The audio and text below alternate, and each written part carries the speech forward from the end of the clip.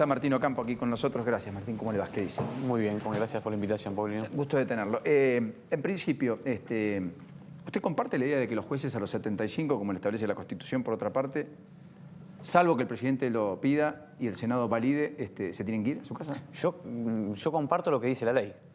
La Constitución es la ley máxima de la Argentina. Me parece que es una interpretación razonable. Todo el resto de las profesiones tienen algún tipo de momento en que se pueden jubilar, y que lo tengan los jueces también no me parece mal. Me parece que quedó salvada bastante bien la situación de aquellos que habían jurado con la vieja Constitución, con la Constitución previa a la del 94. O sea, ellos no tienen este límite. No, ellos no tienen este límite. No, era el caso Fait, por ejemplo, en su momento. El caso Fait también, sí. Hay muchos jueces de los que más conocidos también que no se les aplicaría este tema, pero quien conocía la Constitución, juró por esa Constitución, bueno... Aplica la Constitución, se supone, ¿no? Se rige, y es el que la hace cumplir, no puede estar al margen. Y si no, no lo hubieran jurado. Claro, sin ir más lejos, digamos. El gran tema, Lourdes, es de todas maneras el traspaso de la justicia a la ciudad, ¿no? Yo le quería preguntar al ministro porque mañana se va a comenzar a debatir en la legislatura porteña el tema del traspaso de la justicia. Hoy hubo una gran batucada, bueno, se vienen haciendo medidas de fuerza dentro de la justicia federal y la justicia penal, justamente en orden a que critican este traspaso de la justicia, dicen que se van a violar garantías, que no van a tener los derechos que corresponden. Entonces, la pregunta es, ¿cuál es su punto de vista, ¿no?, acerca de esto? Lo primero que quiero decirles es a los trabajadores que pueden tener algún tipo de situación de expectativa con respecto al traspaso, que se queden tranquilos, que no va a haber ninguna merma de ningún derecho que tengan los trabajadores. Todo lo contrario, es para más. Y no solamente son palabras. Hace muy poco hicimos el traspaso de la policía. Cuando arrancamos a hacer el traspaso de la policía dijimos lo mismo. No va a haber ningún perjuicio para la gente que trabaja. Y así hicimos. Ya pasó más de un año, se produjo la unificación y la creación de la nueva policía de la ciudad, y todo el cambio fue para mejor para el personal policial. Lo mismo va a ser para la justicia. Esa es la política que toma el gobierno en términos de los traspasos. ¿Usted cree que lo va a poder aplicar con fuerza este año? Yo ¿Que va a poder creo traspasar, o que este año recién empezaría en algún sector o en algún segmento? Yo creo que Paulino viene con la misma discusión que me planteabas con el tema de los jueces. Está en la Constitución. ¿Por qué razón vamos a continuar con un estado de discriminación continua a las provincias argentinas?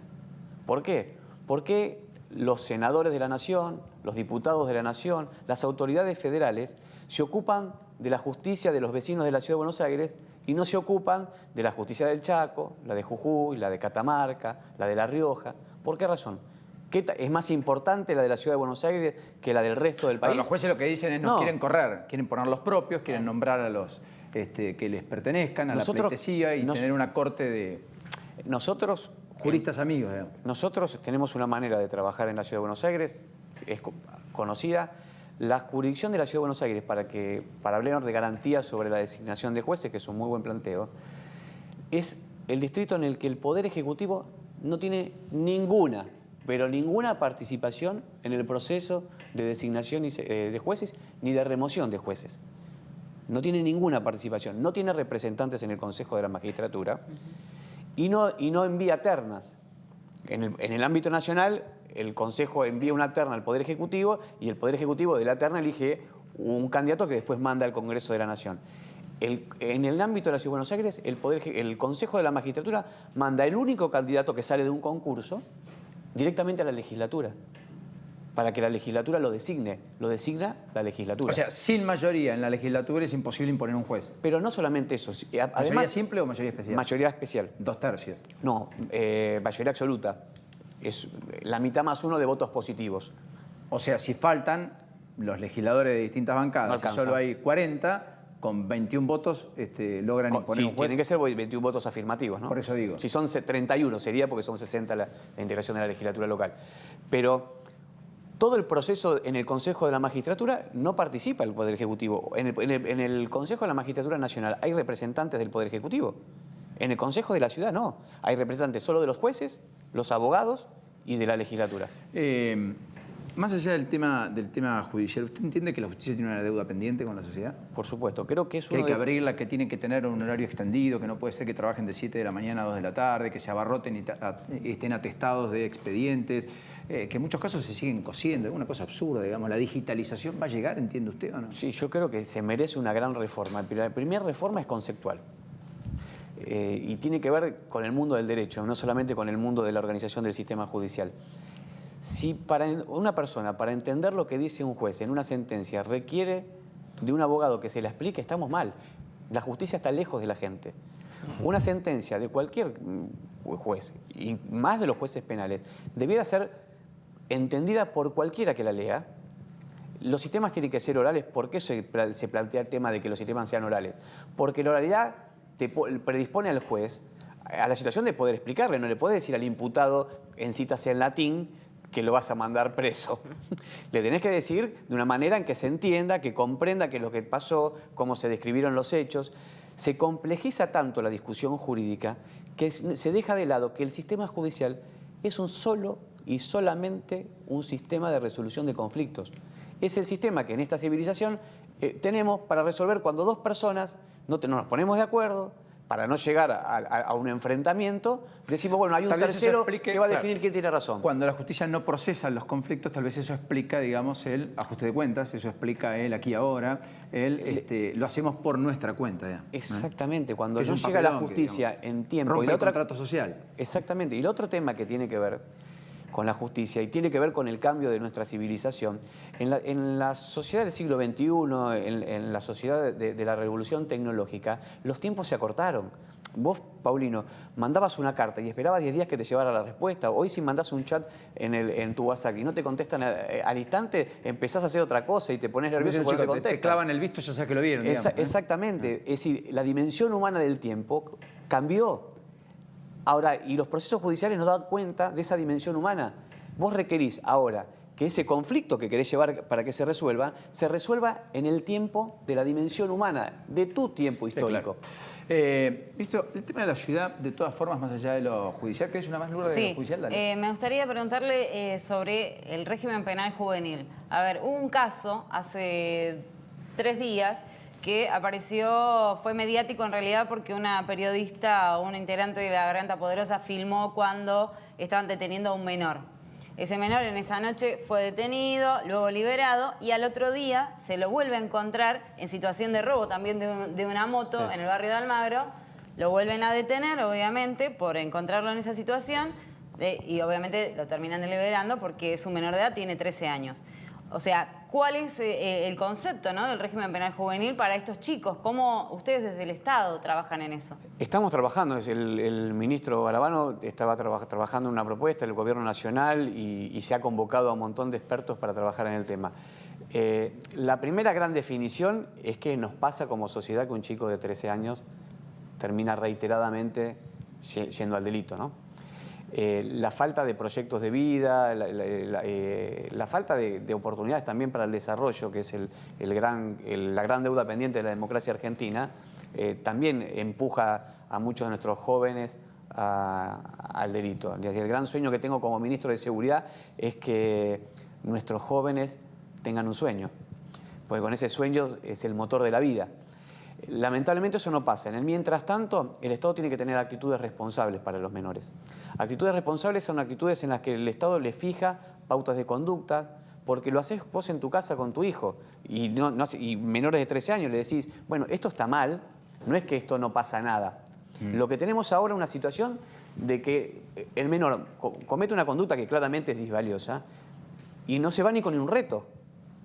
Eso y vuelve al seno familiar que cobija el mundo del delito que él interpreta, digamos. Exactamente, y vuelve al mismo medio en el que se... ¿Pero usted comparte con la idea entonces de bajar la edad de punibilidad a los 14 años? Yo comparto con la idea de entender que la punibilidad es un requisito de comprensión. Un requisito de comprensión de que, o sea, que si la conducta es valiosa, no se entiende que está mal. No, y eso no tiene un tiempo en la edad.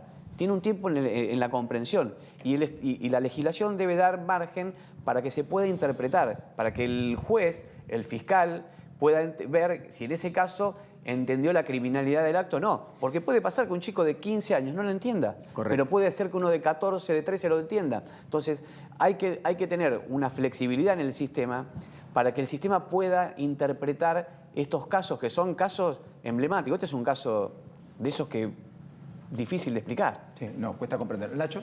Sí, le quería consultar al ministro por el tema de los piquetes, que Mauricio Macri lo puso nuevamente en agenda y habló de la responsabilidad que tiene que tomar el gobierno de la Ciudad de Buenos Aires. Usted como responsable del área, ¿qué visión tiene? O sea, Macri le dijo háganse cargo, digamos, ¿no? A Larreta, puntualmente, sí.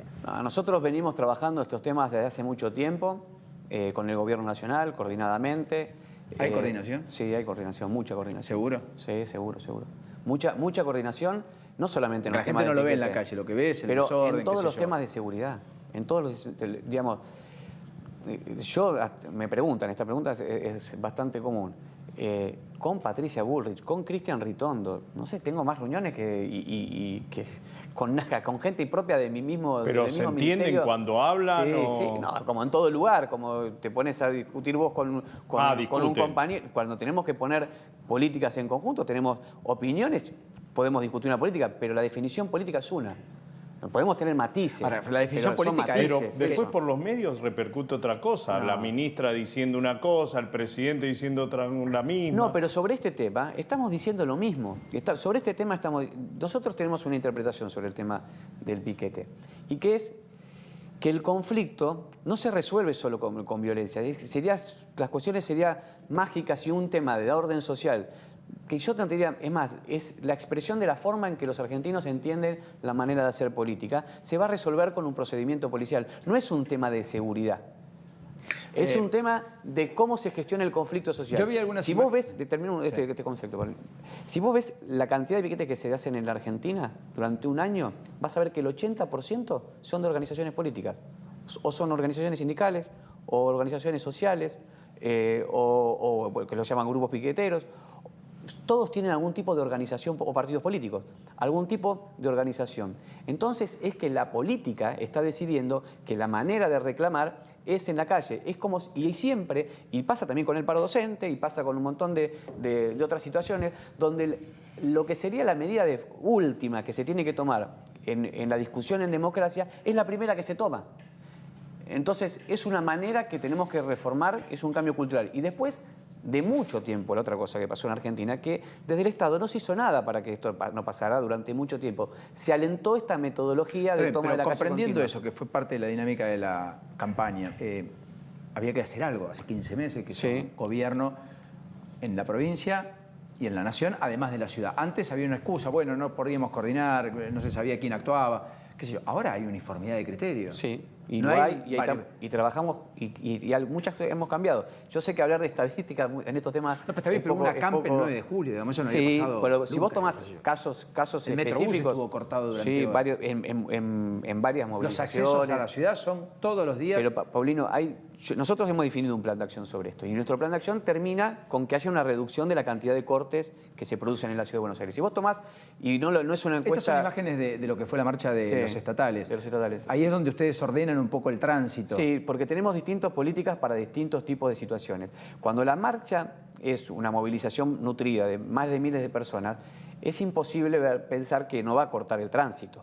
La propia dimensión de la marcha claro. lo va a hacer. El problema es que deje algún carril. Exacto. El problema es encauzar el tránsito, el problema es que deje que se produzca una circulación fluida, y el otro tema que es central es aquellos que son 30 personas que se juntan de la mano para cortar una calle solamente para tomar visibilidad pública. Que lo que buscan es eso, la visibilidad pública, no buscan otra cosa más que eso. Distinta es la situación de los que responden a organizaciones políticas y sociales, y nosotros siempre, la primera gran herramienta que hemos planteado de solucionar esto es el diálogo. Es primero encauzar el diálogo. Cuando vos veas, y una consultora que hizo un trabajo de la cantidad de piquetes que se produjo el año pasado, vas a ver que el año pasado se produjeron menos piquetes que el año anterior. Y eso es parte de nuestro trabajo, que se produzcan menos, y también es parte de la comprensión de qué manera nosotros entendemos que se tiene que resolver el conflicto. ¿Por qué? Porque piquete que no se hace, no es noticia. Hace 2 semanas tuvimos una semana de piquete continuo, Todos los días. muchas de las imágenes que estabas pasando. Uno de esos días se hicieron 17 cortes. 14 de esos 17 cortes se resolvieron con la intervención de la Fuerza de Seguridad de la ciudad. 14. Pero los 3 que no se resolvieron Pero son los tres noticias. que no se resolvieron eran, porque por la dimensión, eran la imagen de todos los canales de televisión y es razonable, Pero porque esa es la noticia. ¿se va a aplicar o no? Pero el protocolo de antipiquete, que es el protocolo para las fuerzas federales, tiene una gran premisa, que es la gran definición que tiene para mí y que en todo caso no fue el eje de la comunicación por parte de quienes lo interpretaron, que es el diálogo. Lo primero que dice el protocolo... Es el diálogo más que cualquier otra cosa. Es el diálogo más que cualquier otra cosa. Lo primero que dice el protocolo es eso. Millac Le Mans le está marcando las 21:30. Usted tiene un compromiso y yo debo liberarlo.